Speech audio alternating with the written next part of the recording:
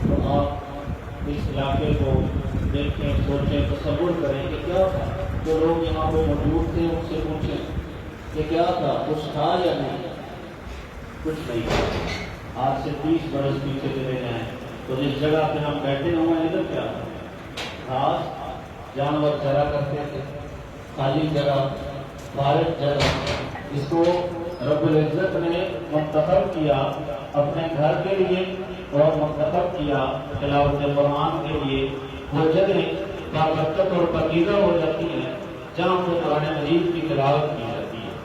اور اگر تلاوت اللہ کے گھروں میں ہو، مسجدوں میں ہو، تو رسول اللہ صلی اللہ علیہ وسلم نے فرمایا کوئی بھی لوگ اگر اللہ کے کسی گھر میں بیٹھے اللہ کے قرآن کی تلاوت کریں یا آپس میں ایک دوسرے کو سکھائیں یا ایک دوسرے سے سیکھیں تو اللہ ان کو ایسے ہی نہیں رہنے دیتا، بلکہ رسول اللہ صلی اللہ علیہ وسلم نے فرمایا پھر فرشتے ان کو اپنے گھیرے میں لے لیتے ہیں، رحمت انہیں ڈھانپ لیتی ہے، اور اللہ ان لوگوں کا تذکرہ ان فرشتوں میں کرتے ہیں جو فرشتے اللہ کے پاس ہوتے ہیں۔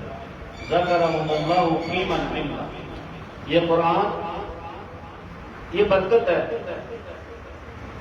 اس کی برکت اگر آپ دیکھنا چاہیں تو آپ ان شہروں کو دیکھیں جن کے بارے میں ابراہیم نے کہا تھا علیہ الصلوۃ والسلام، اللہ چھوڑ کے جا رہا ہوں اپنی اولاد کو تیرے گھر کے پاس۔ یہ ایسی جگہ ہے جہاں پہ گھاس نہیں اگتا، غیر ذی زرع، گھاس نہیں اگتا، کھیتی نہیں اگتی۔ جب اللہ وحدہ لا شریک نے محمد الرسول اللہ صلی اللہ علیہ وسلم کو بھیجا، جب سے بھیجا تب سے لے کے اب تک آپ دیکھیں کہ اللہ وحدہ لا شریک وہاں پہ کیسی تبدیلیاں لے کے آئیں گے۔ سراسر خیر و برکت ہے۔ اسے حاصل کرنا یہ سعادت ہے، اسے چھوڑ دینا یہ محرومی ہے۔ دو صورتیں ہیں قرآن مجید کی جو ہم نے آج پڑھی ہیں، سورہ نصر اور سورہ لہب، بالکل اکٹھی بالکل اکٹھی۔ پہلے سورہ نصر ہے کہ دیکھو اللہ رب العزت نے مدد کیسے فرمائی اپنے رسول صلی اللہ علیہ وآلہ وسلم کی اور ان لوگوں کی جنہوں نے رسول کو مانا۔ ظاہر ہے رسول کو مانا تو انہوں نے قرآن کو تھاما، قرآن کو مضبوطی سے پکڑا۔ وہ آئے، کئی جگہوں میں انہیں لڑنا ہی نہیں پڑا، شہروں کے شہر اللہ وحدہ لا شریک نے ان کے قدموں میں لا کے ڈال دیے۔ اور جو اگلی صورت ہے اس میں ایسے بندے کا تذکرہ ہے جس نے پہلے اسی دعوت کا انکار کیا تھا۔ کتنا خوبصورت، دبدبے والا سردار، لوگ اس کی بات مانا کرتے، لوگ اس سے مشورے لیا کرتے تھے۔ اللہ وحدہ لا شریک کا مکہ برباد ہو گیا۔ جس نے اس کو حاصل کر لیا وہ سعادت مند ہے، وہ خوش بخت ہے۔ جس نے اسے چھوڑ دیا وہ محروم ہو گیا۔ صرف محروم ہی نہیں بلکہ وہ ہر قسم کی خیر سے محروم ہو گیا۔ یہ قرآن باعث ہدایت بھی ہے۔ ایسے لوگ جن کی اگر آپ پہلے والی زندگی پڑھیں تو آپ سوچ بھی نہیں سکتے کہ یہ لوگ یہ پلٹیں گے، ان کی زندگی میں انقلاب آئے گا، یہ بدلیں گے، یہ قرآن مجید کو اپنائیں گے بطور قانون اور بطور دین۔ ایسے لوگ، لیکن جب آپ بعد کی زندگی دیکھتے ہیں تو یہی قرآن ہے جو اثر کرتا ہے، اثر کرتے ہی چلا ہے۔ اور اس کی تاثیر کی مثالیں رسول اللہ صلی اللہ علیہ وسلم کی زندگی میں دیکھ لیں، رسول اللہ صلی اللہ علیہ وسلم کی زندگی کے بعد دیکھ لیں۔ صرف تاثیر ہی نہیں، تاثیر اثر تو ان پہ کرتا ہے جن کے دلوں میں خشیت ہوتی ہے، جن کے دلوں میں اسلام ہوتا ہی نہیں ہے نا، قرآن متاثر ہونے بھی کرتا ہے۔ اپنے حسن نظم کے ساتھ، اپنے حسن ترتیب کے ساتھ، اپنے حسن تلاوت کے ساتھ، وہ دور جب رسول اللہ صلی اللہ علیہ وسلم قرآن پڑھا کرتے تھے، نہ ماننے والے بھی چھپ چھپ کے رسول اللہ صلی اللہ علیہ وسلم کا قرآن سنا کرتے تھے۔ یہ ایسی کتاب ہے کہ کوئی آج بھی آپ دیکھ لیں، بے شمار ویڈیوز انٹرنیٹ پہ موجود ہیں کہ غیر مسلم لوگ وہ تلاوت سنتے ہیں، اور جب سنتے ہیں سنتے سنتے سنتے ان کی آنکھوں سے آنسو جاری ہوتے ہیں۔ اہل زبان بھی نہیں، نہ عربی سمجھتے ہیں، نہ رسول کو جانتے ہیں، نہ ان کا اللہ پہ ایمان ہے، کچھ بھی نہیں ہے، لیکن قرآن سنتے ہیں اور ان کی آنکھوں سے آنسو جاری ہوتے ہیں۔ اللہ وحدہ لا شریک نے اسے ایسی کتاب بنایا، یہ پرتاثیر کتاب ہے، پرتاثیر کتاب ہے اس کے لیے جو اثر لینا چاہے۔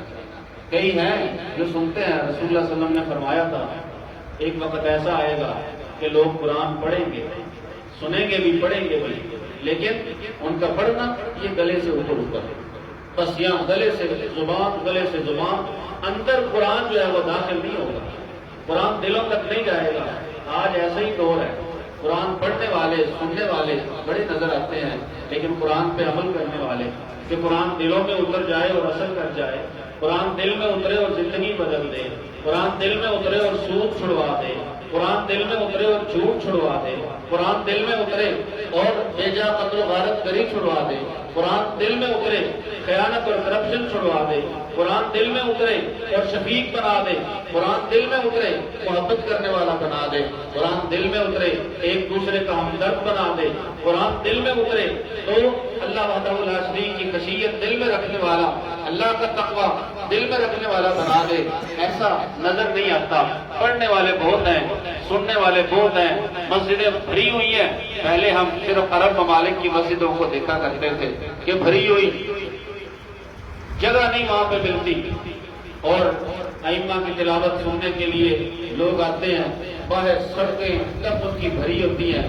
یہ منظر آج ہم اپنے ملک پاکستان میں بھی دیکھ رہے ہیں کہ لوگ لمبا لمبا قیام کھڑے رہتے ہیں، 2 گھنٹے 2.5 گھنٹے میں 8 گھنٹے پڑھانے والے امام، ان کے پیچھے لوگ 2-2.5 گھنٹے آرام سے کھڑے ہیں، اور تعداد میں بھی کثرت کے ساتھ کھڑے ہیں۔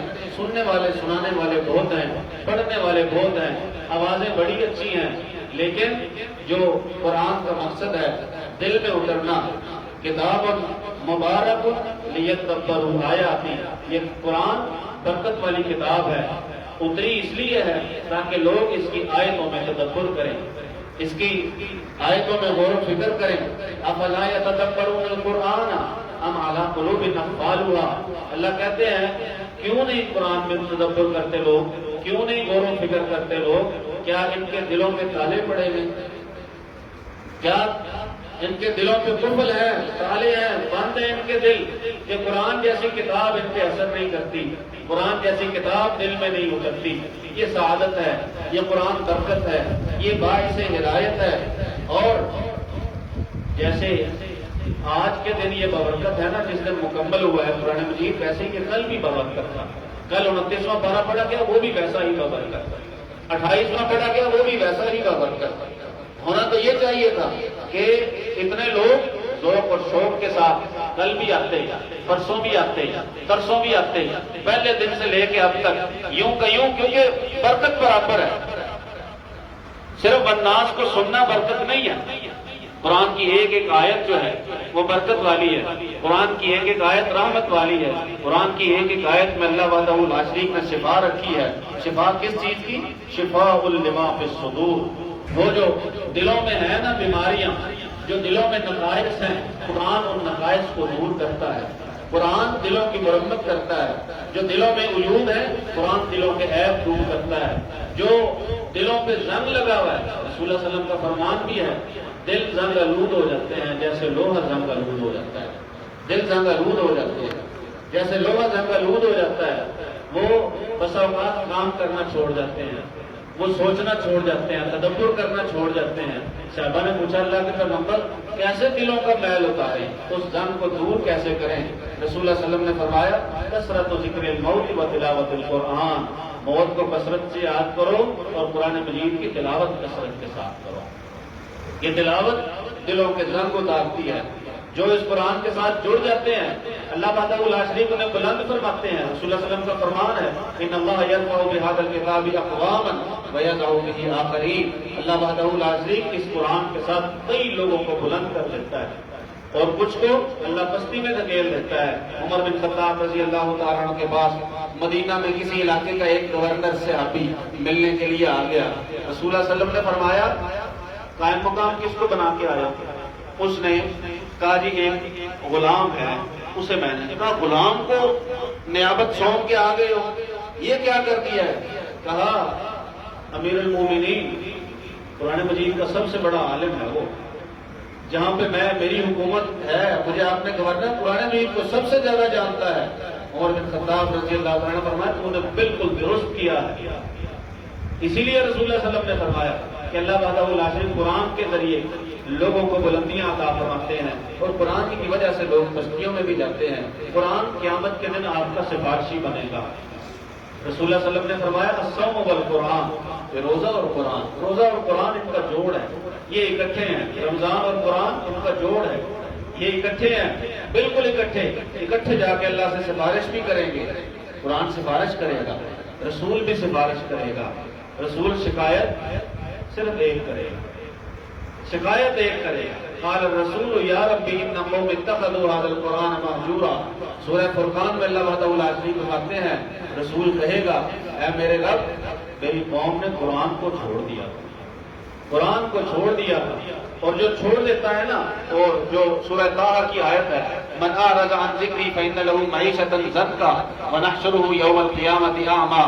جو میرے ذکر سے منہ پھیر لیتا ہے میں اس پہ معیشت جو ہے وہ تنگ کر دیتا ہوں، گزران اس کی تنگ، اور قیامت کے دن اسے اندھا کر کے اٹھاؤں گا. ایسے لوگ جنہوں نے قرآن مجید یاد کیا ہوا ہے وہ یہ بات توجہ سے سنیں. سارا یاد کیا ہوا ہے یا کچھ یاد کیا ہوا ہے، اس سے کوئی تعلق نہیں کہ مکمل یاد کیا ہے یا تھوڑا یاد کیا ہے. قرآن مجید کو بھولنے نہیں دینا، قرآن مجید کو اپنے پاس سے جانے نہیں دینا. یہ چلا گیا، یاد رکھیے ہم نے دیکھا ہے اپنی زندگی میں کئی لوگوں کو دیکھا ہے قرآن کو چھوڑا، در بدر کی ٹھوکریں کھاتے رہے، در بدر کی ٹھوکریں، ان کا مقدر پہ نہیں، بڑی مشکل سے زندگی گزارتے ہیں. گو کہ پھر بعد میں جا کے ہو جائے کوئی سیٹل تو ہو جائے، نہیں تو بہت مشکل ہوتا ہے. جو قرآن کو چھوڑتا ہے وہ کہیں کا نہیں رہتا ہے، کہیں کا نہیں رہتا ہے. اللہ معیشت تنگ کر دیتا ہے، اللہ گزران تنگ کر دیتا ہے. پھر قیامت کے دن نبینا کر کے اٹھائے گا. قال رب لم حشرتنی اعمیٰ. یہ بندہ کہے گا اللہ اندھا کر کے کیوں اٹھایا ہے؟ وقد كنت بصیرا، میں تو دیکھا کرتا تھا. اللہ فرمائیں گے کذالک اتتک آیاتنا فنسیتھا. یہ تو ہم نے ویسے ہی کیا ہے جیسے تیرے پاس ہماری آیتیں آئی تھی، انہیں بھلا دیا. وکذالک الیوم تنسیٰ، آج تو بھی بھلا دیا گیا. آج یہ نہ ہو کہ قیامت کے دن اللہ تجھے بھول جائے. قیامت کے دن اللہ بھولتا تو نہیں ہے لیکن اللہ بھلا دیتا ہے. اللہ تجھے بھلا دے قیامت کے دن. اس کا ان آیتوں کا مطلب ہے کہ جن کے پاس قرآن ہوگا، آیتیں آئیں، انہوں نے آیتوں کو اپنے پاس رکھا، حفاظت کے ساتھ رکھا، یاد رکھا، ان کو ان پہ عمل کیا. ان کو اللہ وحدہ لا شریک بھلائیں گے نہیں بلکہ یاد رکھیں گے. جن کا تعلق نہیں رہا ہوگا، جو آیتیں آ جانے کے بعد انہیں چھوڑ جائیں گے، انہیں پھر اللہ وحدہ لا شریک بھلا دے گا. اور بھلانے کا انداز یہ ہوگا کہ اللہ وحدہ لا شریک قیامت میں اسے اندھا کر کے نبینا کر کے اٹھائے گا. یہ قرآن ہمیشہ تک ہے انشاءاللہ جب تک اس کے پڑھنے والے. میں نے ایک دو دن پہلے نا ایک ویڈیو دیکھی، ایک نابینا بچہ جسے نا قرآن مجید یاد ہے، مکمل یاد ہے. اچھا اس سے نا بندہ سوال کرتا ہے، اس نے کہا اگر آپ کو آنکھیں مل جائیں کیا دیکھنا چاہو گے؟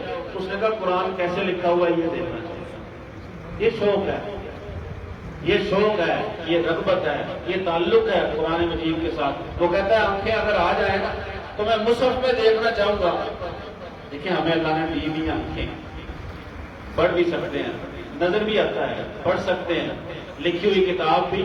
بعض ایسے علاقے بھی ہیں کہ جن میں لکھی ہوئی کتاب رکھنے کی اجازت نہیں ہے. وہاں اگر آپ لوگوں کے سامنے یہ کریں، خاص کر وہ ریاستیں جو روس سے آزاد ہوئی، جب ان ریاستوں میں مسلمان گئے انہوں نے قرآن دکھایا، انہوں کا پڑھنا آتا، انہوں کا پڑھنا نہیں آتا، زبانی سارا یاد، زبانی مکمل یاد، لیکن پڑھنا یہ کیا لکھا ہے یہ علم نہیں ہے. یہ اللہ کا انعام ہے، نعمت ہے. مصحف ہمارے پاس موجود ہے اور یہ احسان ہے امت مسلمہ پہ. عثمان ابن عفان رضی اللہ تعالیٰ عنہ کا یہ مصحف ہمارے پاس موجود ہے. آنکھیں ہمارے پاس موجود ہیں، زبان ہماری چلتی ہے. اسے پڑھنا چاہیے. اس سے تعلق پڑھنے کے لیے اترا ہے، سننے کے لیے اترا ہے، اپنانے کے لیے اترا ہے، عمل کرنے کے لیے اترا ہے، غور و فکر کرنے کے لیے اترا ہے. یہ قرآن محمد الرسول اللہ صلی اللہ علیہ وآلہ وسلم کے سیدھا دل پر اللہ وحدہ لا شریک نے نازل فرمایا. وہ دل پر کیسا دل ہے؟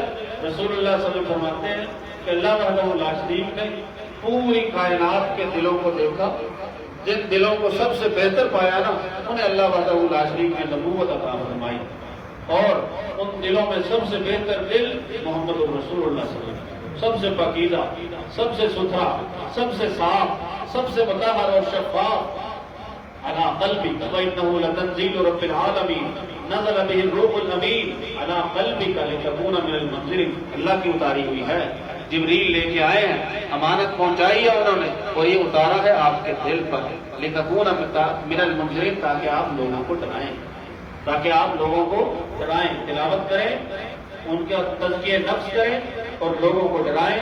یہ قرآن مجید یہ ہدایت ہے ہمارے لیے، سارے جہانوں کے لیے ہدایت ہے، یہ پرتاثیر بھی ہے، یہ بابرکت بھی ہے، اس کا پڑھنا سعادت ہے، اس کا اپنانا سعادت ہے، اسے چھوڑ دینا محرومی ہے۔ گزارش آج کے دن کی یہی ہے کہ قرآن مجید اسے گھروں میں جگہ دو، رسول اللہ صلی اللہ علیہ وسلم نے فرمایا ہے گھروں میں قرآن پڑھا کرو، انہیں قبرستان نہ بناؤ، گھروں میں قرآن پڑھا کرو، انہیں قبرستان نہ بناؤ۔ اگر نماز پڑھنے کے لیے مسجد میں آتے ہو، کچھ اپنی نماز کا حصہ گھر کے لیے بچا کے رکھو، انہیں قبرستان نہ بناؤ، گھروں کو قبرستان نہ بناؤ، ان میں نماز بھی پڑھو اور ان میں قرآن مجید کی تلاوت بھی کرو۔ یہ نہ ہو، اللہ کے رسول صلی اللہ علیہ وسلم کا فرمان ہے کہ اگر زندے اور مردے میں فرق کرنا ہے تو ایک ہی بات ہے، جو یاد کرتا ہے اپنے رب کو وہ زندہ ہے، جو نہیں کرتا وہ مردہ ہے۔ مثل الذی یذکر ربہ والذی لا یذکر ربہ کمثل الحی والمیت، اور قرآن سے بڑا ذکر کوئی نہیں، قرآن سے بڑا ذکر کوئی نہیں، ولا ذکر اللہ اکبر، سب سے بڑا اللہ کا ذکر قرآن مجید ہے۔ انا نحن نزلنا الذکر وانا لہ لحافظون، اتارا بھی اللہ نے ہے ذکر، حفاظت بھی اللہ وحدہ لا شریک اس کی کریں گے، اور جن لوگوں کو اللہ نے اس کی حفاظت کے لیے چن لیا ہے وہ بھی خوش بخت لوگ ہیں کہ وہ اس کی حفاظت میں حصہ ڈال رہے ہیں۔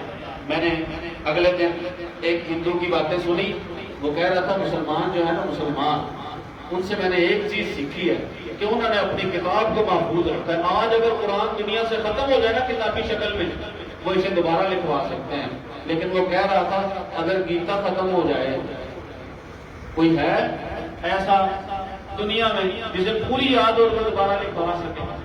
کسی کو یاد نہیں، بڑی بڑی مذہبی کتابیں ان کی اپنی کسی کو یاد نہیں، ختم ہو جائے دوبارہ کوئی لکھوا نہیں سکتا۔ یہ ہمارے اوپر اللہ کا احسان ہے کہ اللہ وحدہ لا شریک نے قرآن مجید عطا فرمایا ہے، اور میرے جیسے عاجز بندے کو نہ صرف یہ کہ آیتیں یاد کروائی ہیں، بلکہ اللہ وحدہ لا شریک نے اس کا ترجمہ اور اس کی تفہیم جو ہے وہ بھی سیکھنے کا اور سمجھنے کا اللہ وحدہ لا شریک نے موقع دیا ہے۔ 30 برس ہو گئے تقریباً، 30 رمضان 1995 میں نے پہلی بار قرآن مجید سنایا تھا اپنے گاؤں میں، اور آج تک الحمدللہ تسلسل کے ساتھ، کیونکہ اس رمضان یہ جو رمضان شروع میں میں نے 4 رکعتیں پڑھائی ہیں تو بڑی تھکاوٹ محسوس کی، اور میں سوچ رہا میں نے کہا پتہ نہیں اگلے سال سنایا جائے گا یا نہیں سنا، لیکن اللہ وحدہ لا شریک نے مدد فرمائی، اللہ نے خصوصی طور پہ اپنی تائید اور نصرت جو ہے وہ میرے لیے نازل فرمائی۔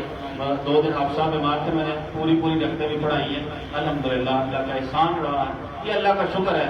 اللہ برکت دیتا ہے، اللہ عزت بھی دیتا ہے، اللہ رفت بھی دیتا ہے، اللہ وحدہ لا شریک رزق بھی دیتا ہے، اور اللہ وحدہ لا شریک خوشبختی بھی دیتا ہے، اللہ آسانیاں بھی دیتا ہے۔ قرآن آسانیوں کا راستہ کھولتا ہے، اسے سمجھنا بھی آسان ہے، یاد کرنا بھی آسان ہے، اور جو اپنا لے اس کے لیے اپنانا بھی آسان ہے، اور جو اس پہ عمل پیرا ہو جائے اللہ وحدہ لا شریک اس کے لیے دنیا و آخرت آسان کر دیتا ہے۔ اللہ سے دعا ہے اللہ سمجھ کر عمل کرنے کی توفیق نصیب فرمائے۔